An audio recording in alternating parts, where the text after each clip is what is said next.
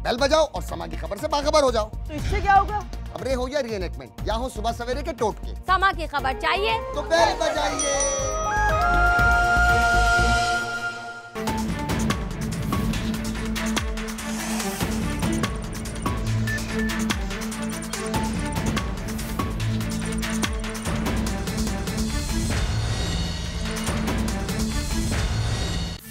अस्सलाम वालेकुम नाज़रीन, आप देख रहे हैं आवाज़ और मैं हूं शहजाद इकबाल। सबसे पहले आज प्रोग्राम में बात करेंगे पाकिस्तान क्रिकेट टीम के हवाले से। पाकिस्तान क्रिकेट टीम को आज वज़ीर आज़म साहब ने इस्तकबालिया दिया और जब बात हो क्रिकेट की तो ऐसा नहीं हो सकता कि नवाज शरीफ साहब क्रिकेट के साथ साथ सियासत पे बात ना करें। आज वज़ीर आज़म साहब ने यह बताया कि पनामा से इतनी तकलीफ नहीं हुई जितना उनको उस ज़माने में हुई थी जब कुछ खिलाड़ियों ने, कुछ लड़कों ने उनको ग्राउंड से बाहर जाने का कहा था। क्या कह रहे थे नवाज शरीफ साहब, सुनिए ज़रा। कॉलेज के इंस्टीट्यूट के लड़के आ गए और आके उन्होंने ग्राउंड के अंदर घुस आए और उन्होंने जनाब आके विकेटें उखाड़ दी और हम सबको वहाँ से चलता किया। बहरहाल हमें बड़ा दुख हुआ, चले गए हम। इतनी तकलीफ़ हुई उस दिन कि आज ये जो पैनामा लीग्स में इतनी तकलीफ़ नहीं हो रही। डॉक्टर साहब ने कहा कि 2019 में हो रहा है वर्ल्ड कप, तो वो आपका रहना उस वक्त तक ज़रूरी है।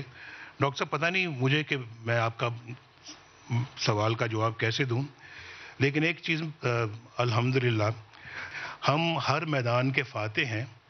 अल्लाह का करम गर साथ रहे, गुज़रा हुआ कल भी अपना था, आता हुआ कल भी अपना है।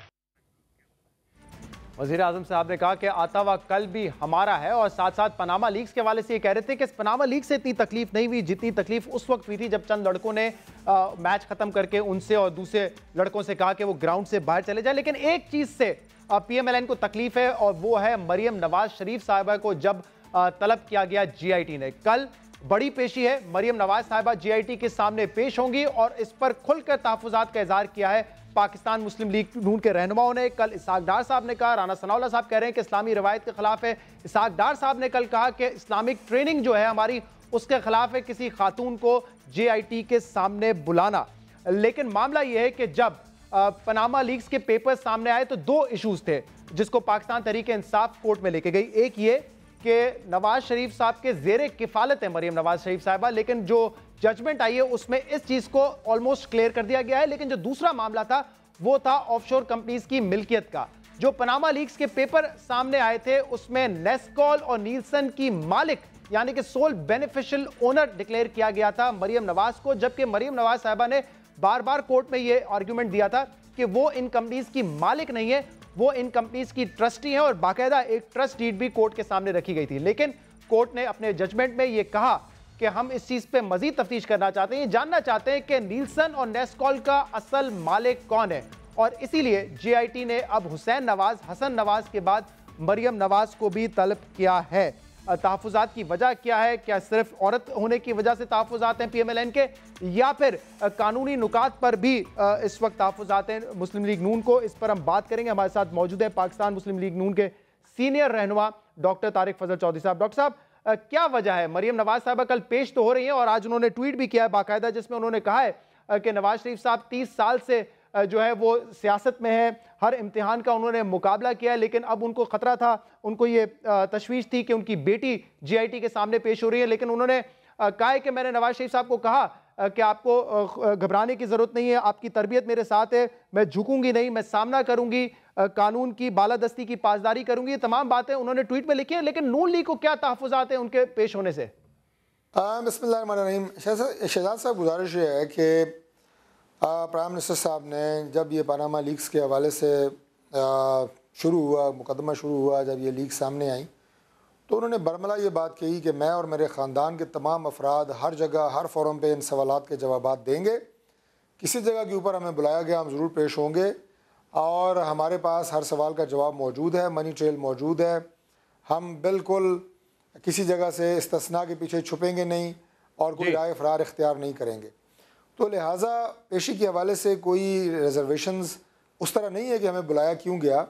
रिजर्वेशंस ये हैं कि सुप्रीम कोर्ट के जिस फैसले की रोशनी में GIT की तश्कील हुई है उस फैसले में मरियम नवाज साहिबा का किसी जगह जिक्र नहीं है।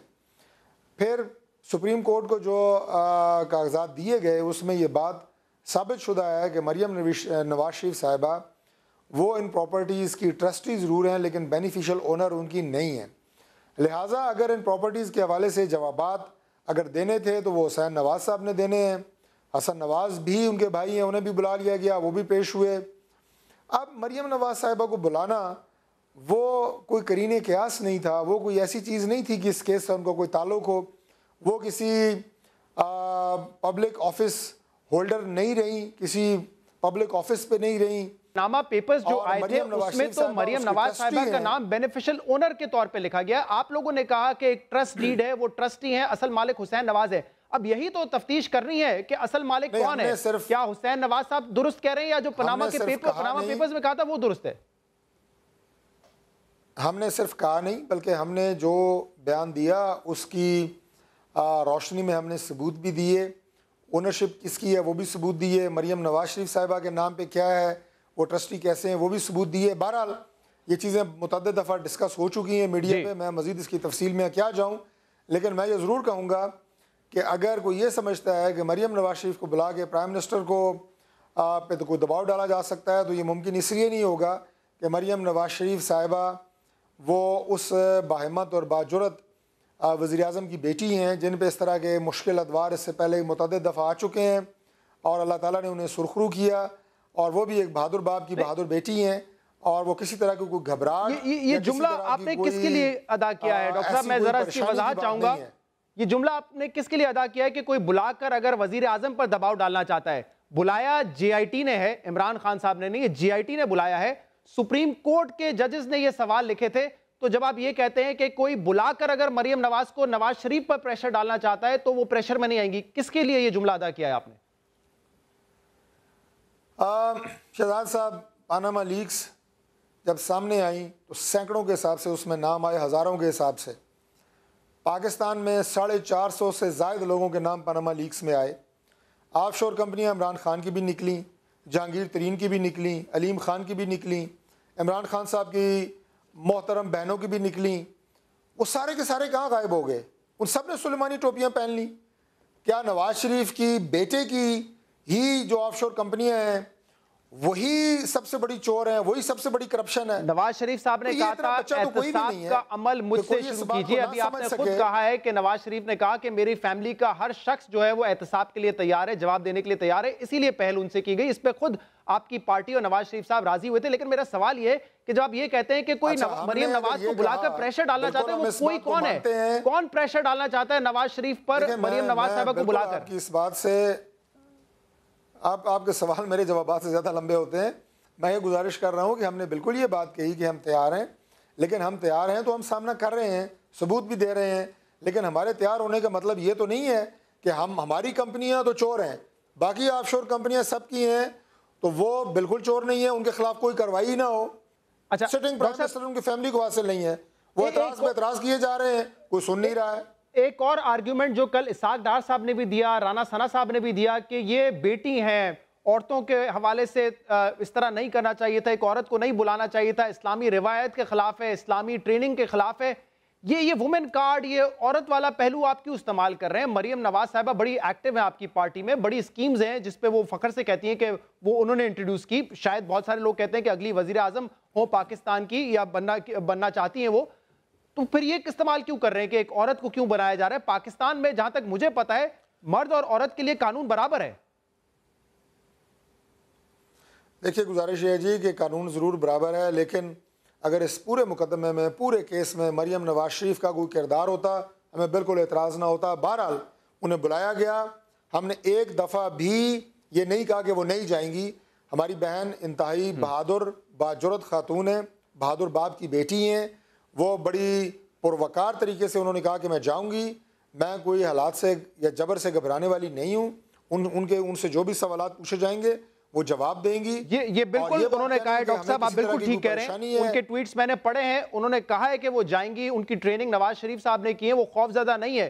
और यही उनका कैरेक्टर हमने देखा इलेक्शन के बाद से, यही उनकी हमने दिलेरी देखी हमेशा। लेकिन आप लोग उनको कमजोर बना रहे थे ना, ये कहकर के एक औरत JIT के सामने जाएगी, इस्लामी रिवायत के खिलाफ है, हमें औरतों को जो है हमारे यहाँ इस तरह नहीं होता।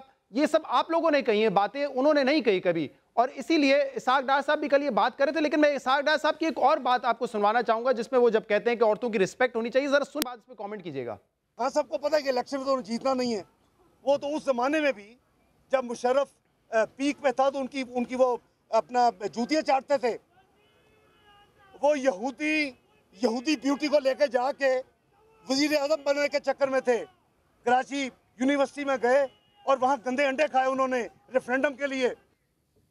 जी बिल्कुल सही बात है, हमारे माशरे में रिस्पेक्ट दिखानी चाहिए, एहतराम होना चाहिए एक औरत का, बिल्कुल ठीक बात है। लेकिन ये क्या कहा है, यहूदी ब्यूटी को लेके गए मुशर्रफ के पास प्राइम मिनिस्टर बनने के लिए? देखिए, गुजारिश है जी कि अनफॉर्चुनेटली मैं ये बात कहूँगा कि ये बात कहते हुए मुझे खुद अफसोस हो रहा है कि इस सारे सिनेरियो को, शहजाद साहब अभी मैंने 8 बजे भी एक प्रोग्राम किया और मैंने एंकर से ये बात पूछी, गो कि उन्होंने मेरा माइक बंद करने के बाद काफ़ी लंबी उन्होंने तकरीर की और उन्होंने ये कहा, मैं दुनिया टीवी पे था, कि जनाब हमने बहुत सारे प्रोग्राम किए हैं, हमने बहुत सारे जो सोशल इश्यूज़ हैं उनके ऊपर हमने प्रोग्राम किए हैं, डॉक्टर साहब को पता नहीं है। मुझे बिल्कुल पता है। मैं आपसे भी ये सवाल करता हूँ कि 4 साल से नहीं, मैं बहुत अरसे से आपसे प्रोग्राम कर रहा हूँ, मैं अपने दौरे हुकूमत की बात कर रहा हूँ कि 4 साल से मुझे नहीं याद पड़ता कि मैंने आपके साथ, मैं आपसे नहीं कह रहा कि आपने किए नहीं किए, कि मैंने आपके साथ कभी पाकिस्तान के हेल्थ इश्यूज़, गुर्बत, पाकिस्तान की जो तालीम है, इसके इश्यूज़ पे हमने कभी बात की हो। क्यों नहीं की? आपका या मेरा कसूर नहीं है।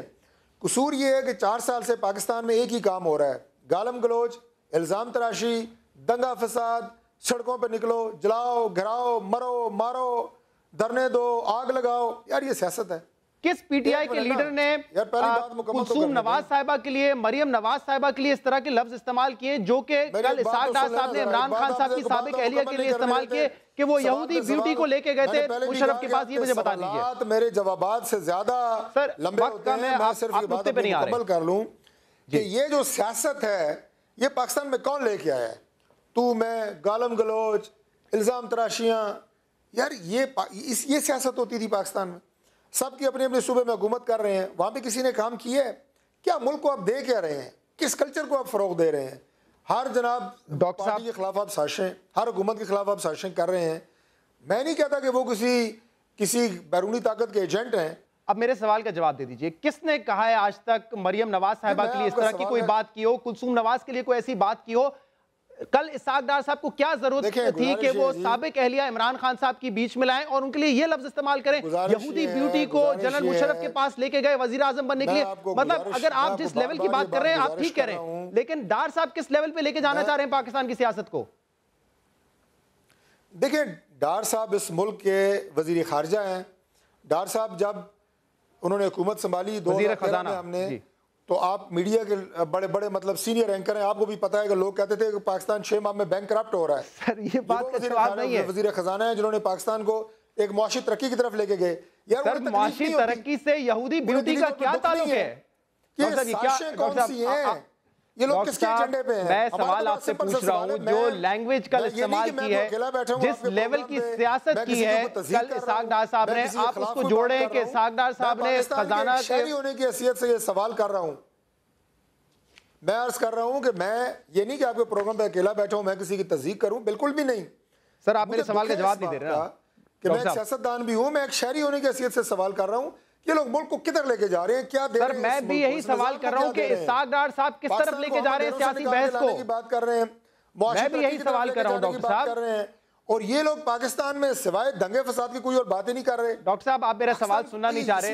मैं भी यही सवाल कर रहा हूं कि ठीक है गलत हुआ, तू तड़ाक की सियासत नहीं होनी चाहिए, लेकिन डार साहब किस लेवल पे लेके जा रहे हैं? क्या आप लोगों को अच्छा लगेगा कि पीटीआई से कोई उठकर आपके हवाले से, आपकी औरतों के हवाले से ऐसी बात करें जो कल डार साहब ने की, यहूदी ब्यूटी को जनरल मुशर्रफ के पास लेके चले गए? आपको बता रहा हूं कि डार साहब इस मुल्क के वजीर खजाना हैं, जो उन्होंने मुल्क की हालत देखी थी, जो आज है उनसे बेहतर कोई नहीं जानता। वक्तन फक्तन वो बताते भी रहते हैं, उन्हें भी दिली तौर पे दुख है, उनका दिल भी जख्मी है, उनका दिल भी जख्मी है। डॉक्टर साहब ये खैर मैंने आपसे कई मर्तबा सवाल किया कि इस बात का इससे कोई ताल्लुक नहीं है कि पाकिस्तान में कितनी माशी तरक्की है और आपने जो है यहूदी ब्यूटी कह दिया और उसके बारे में पता नहीं क्या क्या कह दिया। इन दोनों बातों का बिल्कुल कोई ताल्लुक नहीं है। एक दुखी दिल है। एक आखिरी सवाल, दुखी दिल है। एक आखिरी सवाल, डॉक्टर साहब के जराए ये बताते हैं कि दोहा गए जेआईटी के मेंबर्स और वहां जाके वो हम्माद बिन जासिम से बात करेंगे, इन्वेस्टिगेट करेंगे, उनकी मनी ट्रेल के हवाले से पूछेंगे। क्या अगर ऐसा होगा, अगर ये ऑफिशियली बताया जाता है कि वो गए वहां पे, आपके जो तहफुजात थे कि वहां पे जाके उनसे इंक्वायरी नहीं हो रही, इन्वेस्टिगेशन नहीं हो रही, वो दूर हो जाएंगे फिर? बिल्कुल दूर होंगे। और मैं ये बात बड़े एतमाद से आपको बात बता रहा हूँ कि JIT का वहाँ जाना और कतरी शहजादे से तमाम शवाहिद लेना, जो उन्होंने सर्टिफिकेट्स दिए हैं उनके कंटेंट्स के बारे में उनसे वेरिफिकेशन करनी, ये JIT के पूरे केस की बुनियादी सतून है। बहुत बहुत शुक्रिया। ठीक है डॉक्टर साहब, बहुत बहुत शुक्रिया। आप प्रोग्राम के इस हिस्से में मौजूद थे, प्रोग्राम में शामिल करेंगे एक ब्रेक, इसके बाद हम मजीद बात करेंगे। Stay with us.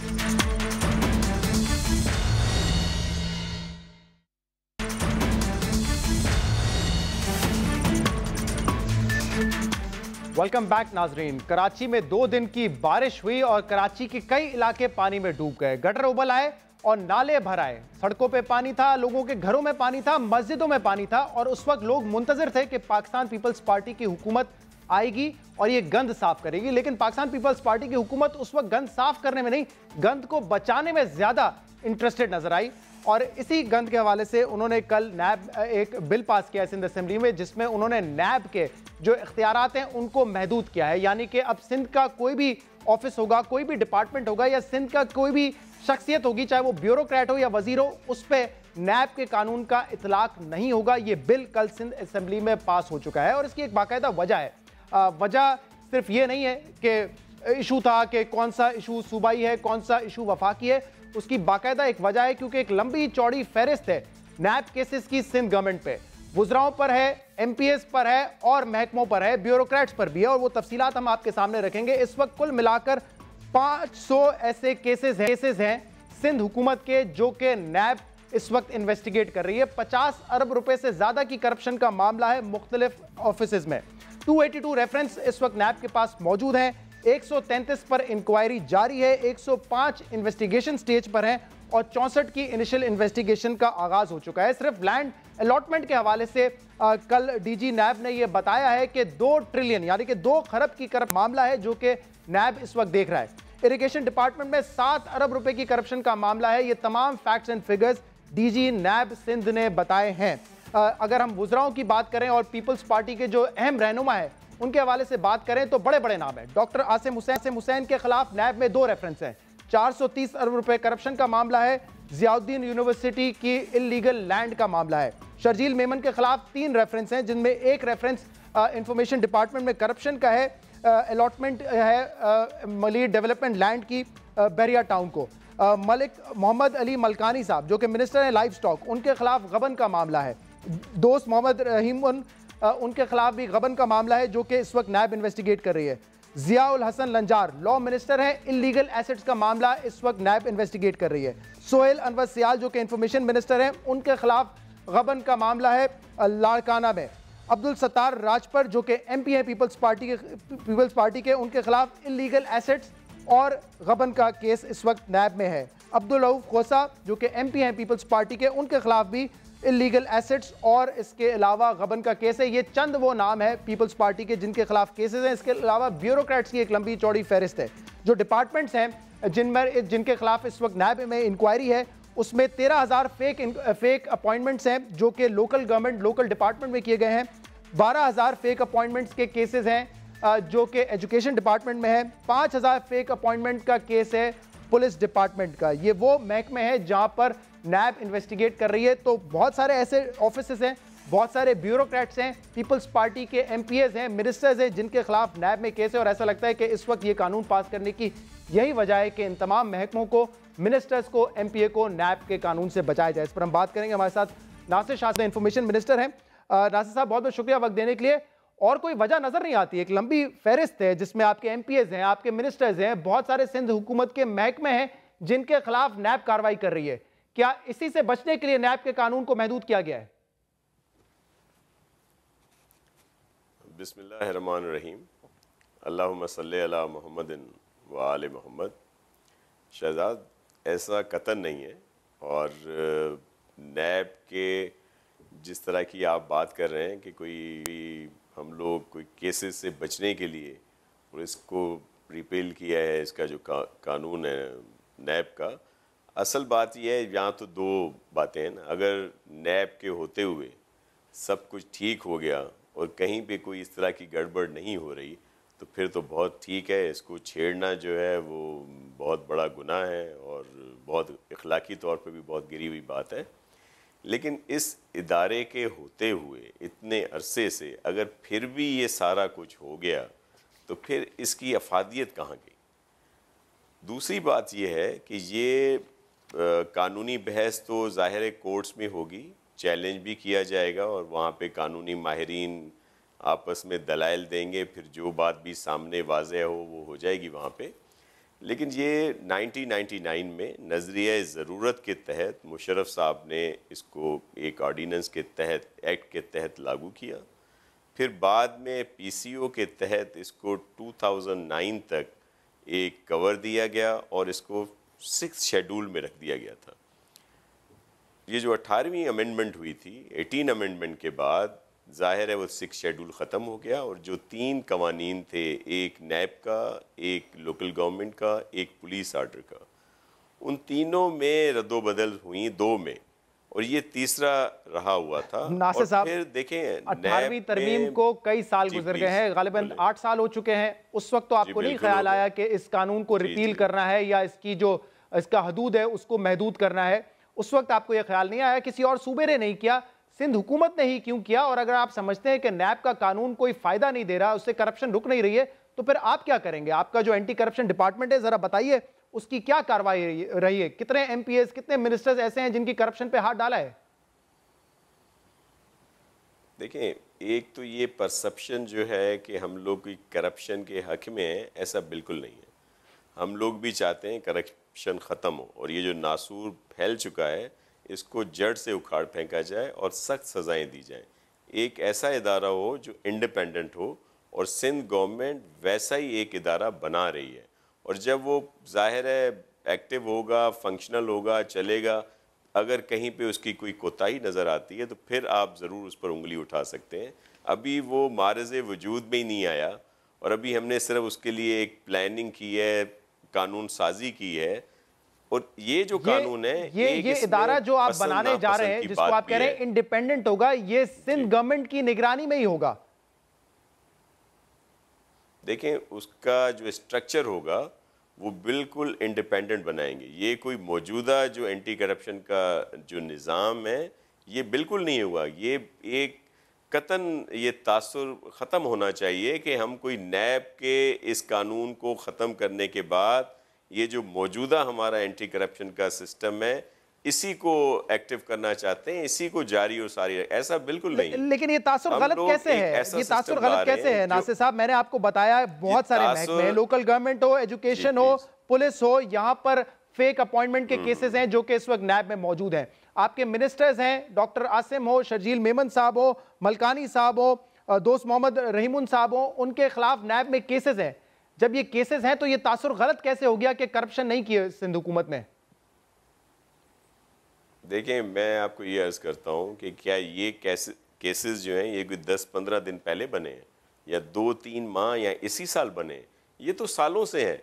अगर हमें इस तरह की बात होती तो हमने इसको पहले क्यों नहीं ख़त्म किया?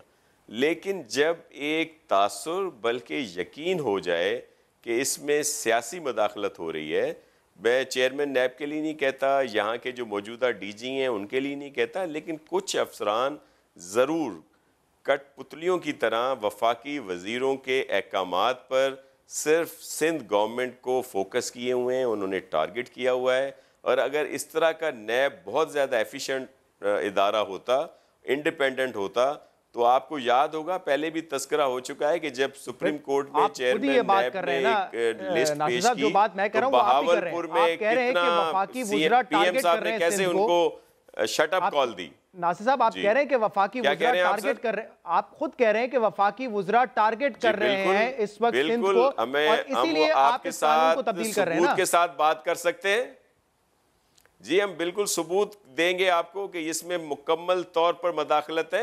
और दूसरा, शहजाद भाई, आप एक और बात सुन लें, नैब के लिए सब लोगों ने इस पर क्रिटिसाइज किया है। PTI के खान साहब हों, उन्होंने कहा कि ये बिल्कुल किसी काम का नहीं है, पसंद नापसंद की बात है। अगर मियाँ साहब वालों की लिस्ट फराम की गई तो नवाज शरीफ साहब ने इस पे आपके बहावलपुर लेकिन में किसी ने ये कानून पास नहीं किया, ना खैबर पख्तूनख्वा में ऐसा कानून पास हुआ। हमारे साथ रऊफ सिद्दीकी साहब भी मौजूद है। आला अदालतों ने भी, देखें, आला अदालतों के रिमार्क्स भी कोई इनके लिए अच्छे नहीं है, लेकिन इन चेयरमैन नैब के खिलाफ बड़े सख्त रिमार्क्स थे। जरा रऊफ सिद्दीकी साहब से मुझे बात कर लेने दीजिए। रऊफ सिद्दीकी साहब, आपका ये कहना है कि नैब का कानून वैसे ही इफेक्टिव नहीं था, कोई काम का नहीं था, इसीलिए उसको रिपील किया गया है, और अब हम जो कानून लेके आ रहे हैं वो इंडिपेंडेंट एंटी करप्शन कानून होगा, और आप देखेंगे कि उससे कितना फर्क पड़ेगा। देखिए शहजाद भाई, मैं जो गुफ्तगू अभी सुन रहा था, चंद लम्हों पहले ही मैं लाइन पे आया था। देखिए, एक बात यह है कि अगर एक अच्छा काम करना है तो उसका तरीका भी अच्छा ही होना चाहिए। अब अगर एक अच्छी नीयत है और उसमें उलझने पैदा की जाए और बेपनाह उलझने पैदा कर दी जाए तो शक व शुबात जो हैं वो वैसे ही बढ़ जाते हैं, जिसका इज़हार अभी आप भी कर रहे हैं और तमाम मीडिया भी इसी के ऊपर यकज़मान होकर बात कर रहा है। अगर जहाँ तक नैब को सिंध की हद तक लाया जाए और वफाक से हटा दिया जाए और उसका रेफरेंस हो 18वीं तरमीम, तो 18वीं तरमीम किसी भी सूरत में कन्फेडरेशन की तरफ नहीं जाती। 18वीं तरमीम का मकसद कहीं ये नहीं है कि 4 सूबे 5 सूबे इंडिपेंडेंट एक रियासत का रूप धार लें। देखिए, इसमें यह भी गिला सही है, इसमें भी कोई गलत बात नहीं है कि नैब के ऊपर बड़े संगीन नौयत के रिमार्क्स सुप्रीम कोर्ट के भी रहे और मुख्तलिफ औकात में उस पर ये इल्ज़ामात भी लगते रहे और कुछ जगह पर मालूम भी होता रहा कि ये ज़ाती है, विक्टिमाइजेशन है। लेकिन मजमूई तौर पर एक इदारा जो 20 साल 18 साल से काम कर रहा है उसकी परफॉर्मेंस भी है, उसके अच्छे काम भी हैं जो अदर दैन पॉलिटिकल बैकग्राउंड से हटके हैं। लेकिन मैं तो सिर्फ एक बात को ये कहना चाहूँगा कि इदारों को नहीं ख़त्म करना चाहिए और ये तासुर भी नहीं होना चाहिए कि कोई इदारा वफाक का है। अब मिसाल के रऊफ सिद्दीकी साहब, आप समझते हैं कि इस वक्त जो सिंध हुकूमत ने ये बिल पास किया है वो नेक नियति से किया है या आप समझते हैं कि अपनी करप्शन बचाने के लिए किया है? सीधा सा सवाल है मेरा आपसे। नहीं, आपका सीधा सा सवाल है, लेकिन ये अगर मैं आउट ऑफ कंटेक्स्ट बात करूंगा ना तो इससे और कंफ्यूजन पैदा हो जाएगा। मैं जरा सा मुकम्मल कर लूँ 2 जुमलों में कि देखिए, मैं तो सिर्फ ये कह रहा हूँ कि नंबर 1 एक बड़ा खतरनाक तासुर जो पूरे पाकिस्तान में फैला है इस तेज रफ्तारी के साथ सिंध असेंबली में बिल पास होना, वो बड़ा खतरनाक है। मैं तो दूसरी तरफ आपकी तवज्जो बताना चाह रहा हूँ, और पाकिस्तान के अवाम के लिए भी और लोगों के लिए भी, और खास तौर पे पीपल्स पार्टी और सूबाई हुकूमत के लिए कि देखिए इसके बड़े दूररस धमक महसूस हो रही है कि जैसे खुदा न खास्ता ये इंडिपेंडेंट रियासतें होती जा रही हैं। इदारा जो है, इदारा रहना चाहिए, उसमें शक व शुबात है तो उसको दूर करें, उसके ऊपर आपकी कानून साजी भी होनी चाहिए, उसके ऊपर आपके तमाम बातें हो। लेकिन मसला ये है कि बहुत सारे लीगल एक्सपर्ट्स का ये ख्याल है कि आर्टिकल 143 ऑफ द कॉन्स्टिट्यूशन में प्रोविंशियल असेंबली जो है वो कोई ऐसा कानून रिपील नहीं कर सकती जो कि नेशनल असेंबली से पास हुआ हो। क्या आप लोग इसको चैलेंज कर रहे हैं कानूनी तौर पे या नहीं? एक बात बताऊं, एक सिविल सर्वेंट एक्ट पास किया था 2013 में और सुप्रीम कोर्ट की पहली पेशी में सुप्रीम कोर्ट ने उठा के बाहर फेंक दिया। अब आप बताइए कि सिंध असेंबली के मुंतखब ऐवान की क्या हैसियत रह जाती है?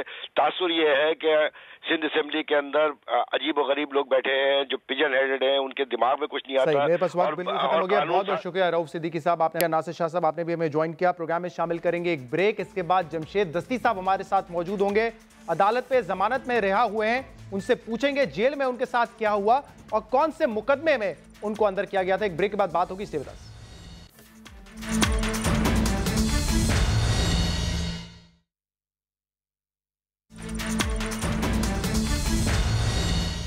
वेलकम बैक नाज़रीन। अब बात करेंगे जमशेद दस्ती साहब के हवाले से जिनको कल अदालत ने जमानत पर रिहा किया है, लेकिन इससे पहले उनकी वीडियो मंजर आम पर आई जिसमें उन्होंने बताया कि किस तरीके से उनके साथ सियासी इंतकाम लिया जा रहा है, किस तरीके से जेल में उन पर तशद्दुद किया जा रहा है। उन्होंने क्या कहा था प्रिजन वैन में बैठकर मीडिया से गुफ्तगू करते हुए, जरा सुनिए। में रखा है, बिच्छू है वहां पे, और वहाँ पे आप देख लें चूहे मैंने मारे हैं। रात में 6 दिन से भूखा हूँ, वो मेरे ऊपर कुछ खाना नहीं है। मेरी हालत देखो, 2 अलगुज़े हैं। मैंने एहतजाज कौमी असम्बली में सब ने किया। नवाज शरीफ साहब, आपको अपना वक्त याद है। मेरी बहन को तीसरे स्टेज पे कैंसर है, वालदा बीमार पड़ी है। 2 अलगुज़े है मैंने हूँ, मेरे ऊपर झूठे केसेस थे। खाली अब मैं जेल से निकला, मुझे पकड़ लिया। इतना तशद्दुद किया हुआ है, इतना तशद्दुद किया हुआ है कि मेरी पूरी तरीन हालत है। मैं 8 दिन से सो नहीं सका। अल्लाह है और मैं चीफ जस्टिस सुप्रीम कोर्ट और chief justice Lahore high court को कहता हूँ जमहूरी दौर है, ये मुशर्रफ दौर में नहीं है। सो मोटो ले, मुझे बुलाएं, मेरा कोई कसूर नहीं है। मैं गरीब एक पहलदार का बेटा हूँ, मैं जागीरदारों के खिलाफ खड़ा हूँ। मुझे घसीट घसीट के मार रहे हैं। केस गलत हो या सही हो, इस चीज की इजाजत कतई नहीं दी जा सकती कि लॉकअप में चूहे छोड़े जाएं, लॉकअप में बिच्छू छोड़े जाएं और सोने ना दिया जाए, खाना पीना ना दिया जाए। लेकिन ये सब जमशेद दस्ती साहब कह रहे हैं कि मेरे साथ हुआ। और यही बात रहमान मलिक साहब ने भी कुछ अरसे पहले कही थी। उन्होंने एक प्रेस कॉन्फ्रेंस में ये कहा कि जब मैं कैद में था नवाज शरीफ साहब, तो मेरे साथ क्या क्या हुआ, बिच्छू छोड़े गए थे मेरे सेल में। जरा सुनिए रहमान मलिक साहब क्या फरमा रहे थे। मियां साहब, हम लोग जियाले हैं, आपने मुझे 1.5 साल जेल में रखा, मुझे बर्फ पे लटाया, मेरे पे सांप फेंके, मेरे पे बिच्छू फेंके, मैं खड़ा रहा अपनी लीडर के लिए। रहमान मलिक साहब ने भी यही कहा, मेरे पे बिच्छू छोड़े गए। अब ये वो पार्टी है जो इस वक्त कह रही है कि हमारे साथ ज्यादती हो रही है, हमारी तज़ीक हो रही है। एक पिक्चर लीक हो जाती है जीआईटी की, उसको तज़ीक के जुमरे में कहा जाता है कि तज़ीक की गई है, हुसैन नवाज की तज़ीक करने की कोशिश की गई है। लेकिन बाकी जो इस वक्त कैदी हैं या जिनके खिलाफ कोई मुकदमा बनाया जाता है, उनके साथ क्या सलूक हो रहा है, ये जमशेद दस्ती साहब ने बताया। और जमशेद दस्ती साहब ये भी कह रहे थे कि नवाज शरीफ साहब को अपना वक्त याद होना चाहिए। अपने वक्त के बारे में नवाज शरीफ साहब खुद कहते हैं, क्या कहते हैं कि जब मुशर्रफ ने मुझे कैद किया था तो मुझे किस हाल में रखा था, उनकी अपनी ज़बानी सुनिए। इन हाथों को हथकड़ियां लगाई गई, इन हाथों को हथकड़ियां लगाकर जहाज की सीट से बांध दिया गया। 14 महीने काल कोठरी में रखा गया। पहले 3 महीने मुझे सूरज देखने को नहीं मिला, दिन की रोशनी देखने को नहीं मिली। काल कोठरी में रखा गया, सूरज देखने को नहीं मिला, प्लेन की सीटों से मेरे हाथ बांध दिए गए थे। ये नवाज शरीफ साहब ने खुद ने कहा, जिसके ऊपर खुद तशद्दुद हो चुका हो, जिसकी पार्टी के सीनियर रहनुमा हो, चाहे राना सनाउल्लाह साहब हो, परवेज रशीद साहब हो, ख्वाजा आसिफ साहब हो, उन पर जब तशद्दुद हो चुका हो तो उनके दौर पे किसी के खिलाफ पर्चा करके, चाहे वो सही हो या गलत हो, उसके खिलाफ पुलिस को तशद्दुद करने की इजाजत देना कैसे काबिल कबूल हो सकती है, इस पर हम बात करेंगे। जमशेद दस्ती साहब हमारे साथ मौजूद हैं। दस्ती साहब, केस क्या है आपके खिलाफ? पानी चोरी का केस है, इश्तियाल अंगेज तकरीर का केस है, किस केस में आपको जो है बंद रखा गया और तशद्दुद किया गया? केस यही है कि 26 जून को अपना 26 मई को एक ज़ालमाना बजट पेश हुआ कौमी असम्बली में, और वज़ीर आज़म को मैंने गो नवाज गो कहा, और जो बजट की कापियाँ थी वो हमने फाड़ी, और मैं आगे खड़ा था और मियाँ साहब ने इसको बुरा बनाया, क्योंकि अपोजिशन में PTI, पीपल्स पार्टी, बाकी दीगर जमातें थी, क्योंकि वो बड़े लोग थे, उनमें मियाँ साहब की जुर्रत ही नहीं थी कि उन पे हाथ डालता। उसने मुझे एक कमज़ोर, एक मज़दूर, एक आम आदमी समझकर वज़ीर आज़म पाकिस्तान ने एक गुल्लू भट्टू का एक पुलिस स्टेट है पंजाब में, जिसकी सरपरस्ती राना सनाउल्लाह और शहबाज शरीफ करते हैं, जिसने तहरुल कादरी साहब के लोगों को वहाँ शहीद किया। एक गैंग बैठा है, पुलिस स्टेट है, आपको पता है पंजाब में। उनको टारगेट दिया कि इस जमशेद दस्ती को उठाओ, मगर इन्होंने मुझे एक कमज़ोर समझ के इन्होंने एक पानी का मेरे ऊपर पर्चा बनाया। जो पानी की वीडियो चलाई 23 को जो है ना 788 का जो मैंने दफ़ा लगाया दहशतगर्दी के, उस पर खसूसी को डेरा गाजी खान ने कहा कि ये कोई चीज़ें साबित नहीं हो सकी। पहले इन्होंने मेरे पर जो लेकिन ये हेड कालू का जो गेट खोलते हुए आपकी वीडियो है, ये वीडियो तो है, ये तो वीडियो तो सबने देखी है। अब बात सुन लेना, मेरी बात सुने। अदालत ने उस वीडियो पे कोई प्रूफ नहीं थे, वीडियो बन जाती है, जेली भी बनती है।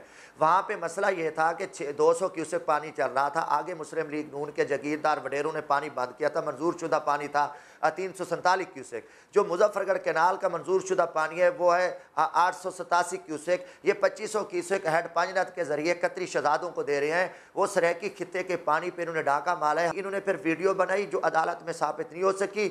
मुझे इन्होंने गिरफ्तार किया, थाना सरवर शहीद रखा। रात को मुझे 2 बजे आंखों पे पटिया बांधी, हथकड़ियाँ लगाई, मजिस्ट्रेट साहब के पास पेश किया। फिर मुझे सेंट्रल जेल रात को 3 बजे भेजा। मैंने पानी से रोजा रखा। ये तो चाहे आपके ऊपर मुकदमा दुरुस्त हो या गलत हो, किसी भी कैदी के साथ ये तो नहीं किया जा सकता कि उसके ऊपर बिच्छू छोड़े जाएं या उसके ऊपर चूहे छोड़े जाएं। ये तो बिल्कुल गलत है, इस पे तो कोई दो राय नहीं है। लेकिन नून लीग का ये कहना है कि आपके ऊपर 1, 2 या 4 मुकदमात नहीं, 1993 से लेकर 27 मुकदमात हैं, जिसमें चोरी की भी आपके ऊपर दफात हैं। देखो जी, गुजारिश ये है कि मेरे ऊपर पहला पर्चा है 11 अक्टूबर 1994। मैं मैट्रिक का स्टूडेंट था। तहरीक निजात हाँ चली, वहाँ पे हमने एहतजाज किया। मेरे ऊपर एफआईआर है। एफआईआर से कोई मुजरिम नहीं बन जाता, चोरी का नहीं है। इनकी ये दुरुस्ती करें। मैंने बल्कि एक और प्रोग्राम में मैंने इसकी वजाहत भी किया है। मैं पॉलिटिकल वर्कर हूँ। मैं यहाँ के जगीरदार वडेरे जालिम जिनका अपना निज़ाम है, मैंने उनके खिलाफ एक जदोजहद किया है। मेरे ऊपर कई एफआईआर से कोई मुजरिम नहीं बन जाता। मैं तमाम केसेस में बरी हुआ हूँ। आप रिकॉर्ड पे देखें, एफआईआर से कोई मुजरिम नहीं बनता। मुझे कोई ऐसी सजाएं नहीं है। सजा भी हुई तो मुझे अदालत ने आपके ख्याल में आप ही को क्यों टारगेट किया गया? गो नवाज गो के नारे तो पाकिस्तान तहरीक इंसाफ के लोग लगाते हैं, पीपल्स पार्टी के लोग लगाते हैं, तो जमशेद दस्ती को क्यों? अगर किसी को मैसेज देना है, किसी को पैगाम भी देना है, तो फिर वो पीटीआई के किसी शख्स को उठाते हैं, आपको क्यों उठाया? एक मेरी बात सुन लें। फिर त्यारा अगवा केस में नवाज शरीफ था। फिर आबिद शेर अली के वालिद ने खाक रोबों के पैसे खाए थे, जो जेल में रहा। ये पॉलिटिकल केसेस थे। मुझे इन्होंने इसलिए पकड़ा कि औरों को सबक देना था कि जी हम जमशेद दस्ती को पकड़ेंगे कि कोई आम आदमी है, वर्कर है, और इसको जेल में डालेंगे, बिच्छू छोड़ेंगे, इसको जलील करेंगे, इसको जगाएंगे, और ये तंग होगा, वहाँ कीड़े छोड़ेंगे। लेकिन आप जो कह रहे हैं ना कि आपके जरिए पैगाम देने की कोशिश की जा रही है, इस बात में कितनी सदाकत है। लेकिन एक शॉर्ट में सुनवाना चाहूंगा। तलाल चौधरी साहब ने आज एक बात कही है आपके हवाले से, और इसके बाद इमरान खान को उन्होंने कुछ बताने की कोशिश की। जरा सुन लीजिए। देखा है, एक का एहतसाब हुआ है, वो रोता रहा है। वो जो बड़ा बहादुर बनता था, वो दस्ती रो रहा था। इमरान खान, तुम भी अपने असाब मजबूत करो। अब तुम्हारी बारी है। तुम्हारे पास मनी ट्रेल नहीं है, ना अपनी और ना अपनी औलाद की। तुम्हें जेल जाना है, क्योंकि अब हम पीछे नहीं हटेंगे। दस्ती रो रहा था। इमरान खान साहब, तुम अपने आसाब मजबूत करो, तुम्हें भी जेल जाना है। लास्ट कमेंट कर दीजिएगा इस पे दस्ती साहब। इस पे यह है कि दस्ती इनके लिए ऐसा वबाले जान बना कि इनकी चीखें निकल गई। चीफ जस्टिस ने सोमोटो लिया और पूरे पाकिस्तानी कौम, अपोजिशन, मीडिया मेरे साथ खड़ा हो गया। इस दस्ती के केस में इन्हें जिल्लत और रुसवाई का सामना पड़ा। ये गैंग है, ये बदमाश है। इन्होंने तैरुल कादरी पे भी जुल्म किया, 14 लोग कत्ल किए, मगर अब इन्हें जिल्लत और रुसवाई का सामना है। अब मरियम पे चीख है। बहुत बहुत शुक्रिया जमशेद दस्ती साहब। जैसे हमने, अगर किसी के खिलाफ पर्चा है तो कानूनी एक्शन उसके खिलाफ होना चाहिए। किसी ने जुर्म किया, उसको सजा मिलनी चाहिए। लेकिन कोई भी कानून इस चीज की इजाजत नहीं देता कि टॉर्चर किया जाए, चूहे छोड़े जाएं, बिच्छू छोड़े जाएं। खासतौर पे उस हुकूमत के लिए जरूरी है जानना कि जिनके खिलाफ खुद सियासी इंतकाम लिया जा चुका है, डिक्टेटर के दौर में सियासी इंतकाम लिया जा चुका है, उनको खास तौर पे इन चीजों से दूर रहना चाहिए कि किसी दूसरी सियासी शख्सियत के ऊपर इस तरह का जुल्म ना करे। एक प्रोग्राम आपने देखा, इसका फीडबैक आप दे सकते हैं हमारे सोशल मीडिया पर। इजाजत दीजिए, अल्लाह हाफ़िज़।